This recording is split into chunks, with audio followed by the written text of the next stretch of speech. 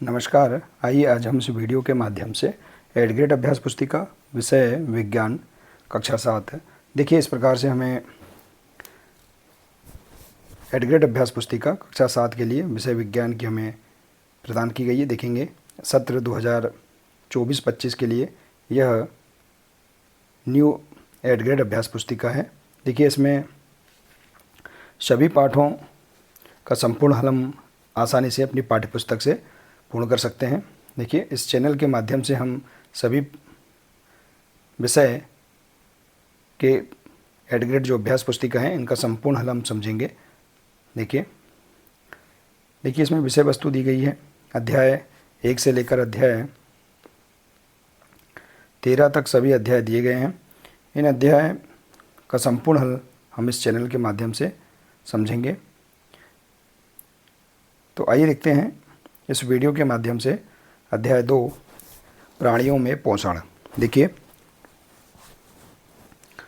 इस अध्याय का संपूर्ण हल हम किस प्रकार से पूर्ण करेंगे, आइए हम समझते हैं। देखिए यदि आप हमारे इस चैनल पर नए हैं तो आप हमारे इस चैनल से जुड़े रहिए और इस चैनल को सब्सक्राइब अवश्य कर लें, साथ ही बेल आइकन को प्रेस ज़रूर कर लें ताकि आने वाले नए वीडियो सबसे पहले आप तक पहुंचते रहेंगे। तो आइए देखते हैं अध्याय 2 का संपूर्ण हल। देखिए पाठ्यपुस्तक से हम इसके आंसर आसानी से पूर्ण कर सकते हैं। पाठ के पूर्व की तैयारी दी गई है, इसे आप देख सकते हैं। देखिए इस प्रकार से। इसके बाद वस्तुनिष्ठ प्रश्न दिए गए हैं, सही विकल्प चुनकर लिखिए। देखिए सभी प्रश्नों के आंसर हम कैसे पूर्ण करेंगे, आइए हम समझते हैं। पहला है, कोई व्यक्ति उल्टी दस्त से पीड़ित है तो चिकित्सक उसे क्या लेने की सलाह देंगे। तो इसका राइट आंसर है ORS का घोल। इसके बाद है, यदि किसी व्यक्ति में पित्तरस उत्पादन में कमी है तो पाचन की कौन सी प्रक्रिया सबसे अधिक प्रभावित होगी। तो इसका राइट आंसर है रासायनिक पाचन। इसके बाद है, छोटी आंत की आंतरिक भित्ति पर पाए जाने वाले दीर्घ रोम की संरचना पाचन और अवशोषण में उनके कार्य से कैसे संबंधित है। तो इसका राइट आंसर है बढ़ा हुआ सतह क्षेत्र पोषक तत्व के अवशोषण को बढ़ाता है। अगला है, क्रमाकुंचन पाचन में किस प्रकार सहायता करता है। तो इसका राइट आंसर है यह मांसपेशियों के संकुचन के माध्यम से भोजन को पाचन तंत्र में ले जाने में मदद करता है। डी नंबर का राइट आंसर है। इसके बाद है, क्षुधांत्र पाचन और अवशोषण के लिए एक महत्वपूर्ण स्थल माना जाता है क्योंकि यह वह जगह है जहां भोजन पोषक तत्वों में टूट जाता है और रक्त प्रवाह में अवशोषित हो जाता है। इसके बाद है, रिक्त स्थानों की पूर्ति कीजिए। तो देखिए यहाँ पर ऑप्शन दिए गए हैं, इन ऑप्शन से आप यहाँ पर राइट आंसर इस प्रकार से कर सकते हैं। इसका पहला है, जटिल खाद्य पदार्थों का सरल खाद्य पदार्थों में विघटन क्या कहलाता है। पाचन कहलाता है। इसके बाद है, स्टारफिश कैल्शियम कार्बोनेट के कठोर कवच वाले जंतु का आहार करती है। तीसरा है, आहार को मुख कुआं द्वारा अंदर लेने वाली प्रक्रिया को अंतःग्रहण कहते हैं। स्वाद का पता लगाने के लिए जीभ पर एक स्वाद कलिकाएँ होती हैं। इसके बाद है, अमाशय में हाइड्रोक्लोरिक अम्ल का स्त्रावण होता है। तो इस प्रकार से आप रिक्त स्थानों की पूर्ति कर सकते हैं। इसके बाद देखिए अति लघुत्तरी प्रश्न। इसमें दिया है दूसरा प्रश्न, मानव पोषण के विभिन्न चरणों को सही क्रम में क्रमबद्ध कीजिए। यहाँ पर चरण दिए गए हैं, इन्हें आप सही क्रम में इस प्रकार से क्रमबद्ध कर सकते हैं। अंतःग्रहण पहला, दूसरा पाचन, तीसरा अवशोषण, चौथा है स्वांगीकरण और पांचवा है निष्कासन। इसके बाद देखिए अगला प्रश्न तीसरा, पित्त कहाँ निर्मित होता है। तो इसका राइट आंसर है पित्त यकृत में निर्मित होता है और एक थैली में संग्रहित होता है, इसे पित्ताशय कहते हैं। अगला प्रश्न, पहेली स्कूल जाने के लिए जल्दी जल्दी भोजन खा रही थी, अचानक उसको खांसी उठी और हिचकी आने लगती है, तो पहेली के साथ ऐसा क्यों हुआ।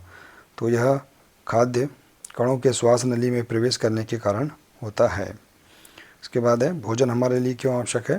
तो इसका राइट आंसर देखिए, सभी जीवों को वृद्धि करने, शरीर को स्वस्थ एवं गतिशील बनाए रखने के लिए भोजन की आवश्यकता होती है। इसके बाद है अगला प्रश्न, रोटी के टुकड़े को जब आप मुंह से चबाते हैं तो वह कुछ समय बाद मीठी लगने लगती है, क्यों? तो देखिए, रोटी चबाते समय लार स्टार्च को माल्टोज में बदल देता है और इसलिए रोटी मीठी लगने लगती है। इसके बाद अगला प्रश्न लघुत्तरी प्रश्न है। बूझो जानना चाहता है कि क्या घास खाने वाले जानवर एवं मनुष्यों में भोजन का पाचन समान रूप से होता है? यदि कुछ भिन्न है तो उसका विवरण लिखें।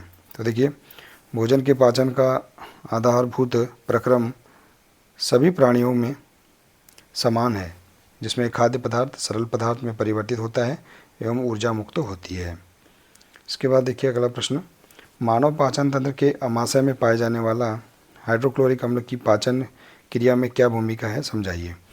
तो देखिए, इसका आंसर, अमाशय की आंतरिक सतह हाइड्रोक्लोरिक अम्ल तथा पाचक रस स्रावित करता है। हाइड्रोक्लोरिक अम्ल अनेक ऐसे जीवाणुओं को नष्ट करता है जो भोजन के साथ वहां तक पहुंच जाते हैं। अगला प्रश्न है, दीर्घ रोम क्या है, यह कहाँ पाए जाते हैं, इनके कार्य लिखिए। तो देखिए, दीर्घ रोम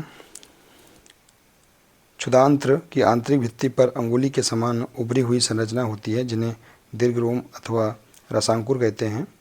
इसके कार्य हैं, दीर्घ रोम पचे हुए भोजन के अवशोषण हेतु तल क्षेत्र बढ़ा देता है।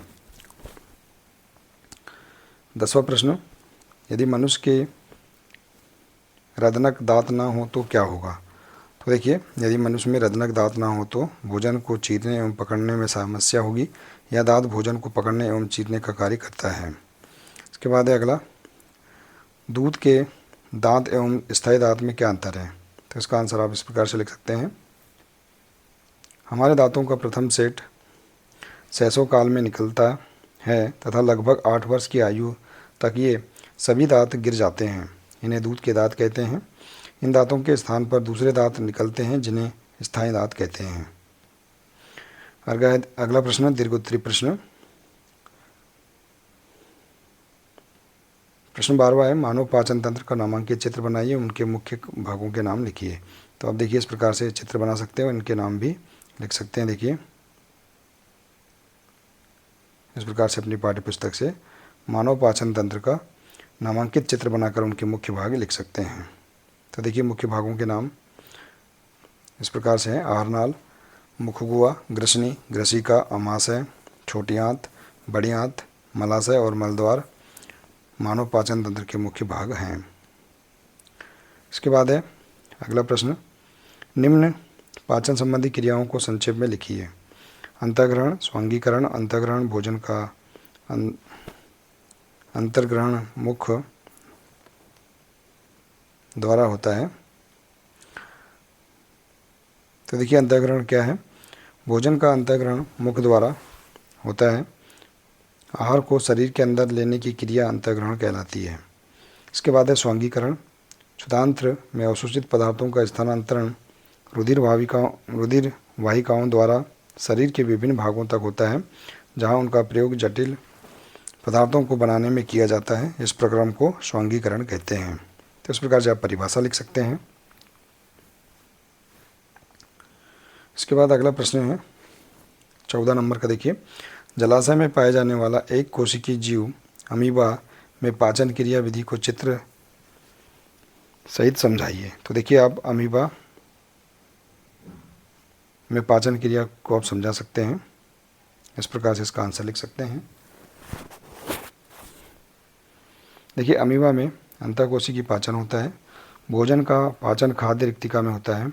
भोजन पचाने के लिए ट्रिप्सिन, पेटिसिन, एमाइलेज एंजाइम पाए जाते हैं। बाद में पचा हुआ भोजन शरीर के अंदर जीव द्रव यानी प्रोटोप्लाज्म में बदल जाता है। तो इस प्रकार से आप चित्र भी बना सकते हैं। देखिए, इस प्रकार से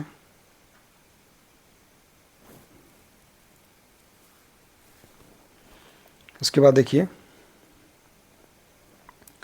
अगला है दांतों की व्यवस्था तथा विभिन्न प्रकार के दांतों के नामांकित चित्र एवं कार्य लिखिए। तो देखिए, दांतों की व्यवस्था और इसके विभिन्न प्रकार के दांतों के चित्र भी आप बना सकते हैं। देखिए अपनी पाठ्यपुस्तक में आप देख सकते हैं अध्याय 2 में चित्र 2.3 दांतों की व्यवस्था तथा विभिन्न प्रकार के दांत। तो इनका चित्र आप आसानी से इस अभ्यास पुस्तिका में बना सकते हैं। इसके बाद देखिए दांत के प्रकार एवं उनके कार्य भी आप लिख सकते हैं।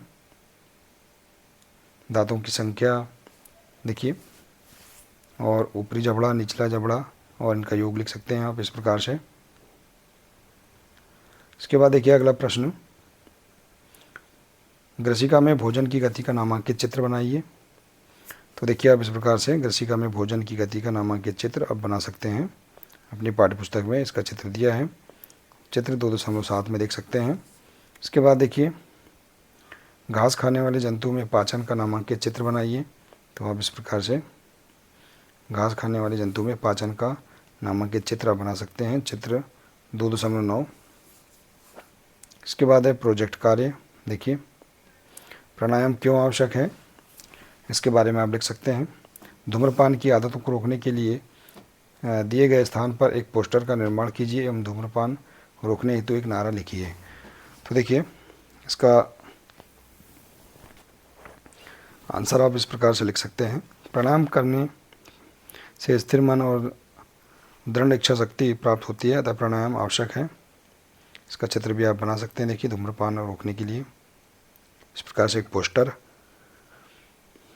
बना सकते हैं। इसके बाद देखिए प्रोजेक्ट कार्य 2, जीवन रक्षा घोल कैसे बनाया जाता है तथा उसका उपयोग लिखिए। तो बनाने की विधि आप देख सकते हैं और इसका उपयोग। इस प्रकार से इस प्रोजेक्ट कार्य को भी आप आसानी से पूर्ण कर सकते हैं। तो देखिए इस प्रकार से हम यहाँ पर अध्याय 2 के सभी प्रश्नों के आंसर आसानी से पूर्ण कर सकते हैं। देखिए इस प्रकार से आप पाठ्यपुस्तक से बहुत ही सरल तरीके से सभी प्रश्नों के आंसर खोजकर लिख सकते हैं। आशा है कि आपको इस अध्याय के सभी प्रश्नों के आंसर समझ में आ गए होंगे।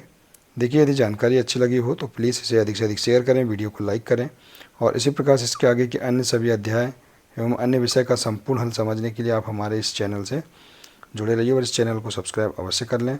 मिलते हैं इसी प्रकार से इसके आगे के अगले नए वीडियो के साथ। नमस्कार।